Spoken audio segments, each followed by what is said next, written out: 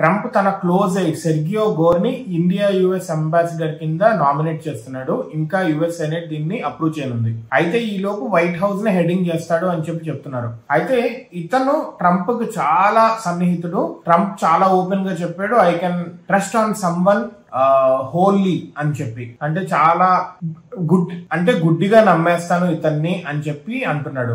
ఈ సెర్గియో గోర్ అనే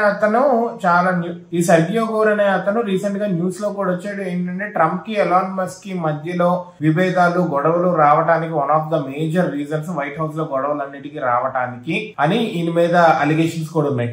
ఎందుకంటే ద మెయిన్ గొడవ ఎందుకు వచ్చిందంటే ట్రంప్ నాసా లీడ్ నామినేషన్ కి జేరెడ్ ఐసక్మన్ వేస్తే దాన్ని విత్డ్రా చేయించాడు. దీంతో ట్రంప్ కి ఎలాన్ మస్క్ కి మధ్యలో గొడవ వచ్చింది. దీనికి కారణం మెయిన్ గా ఈ సెర్గియో గోర్ అనే అతను అంటున్నాడు.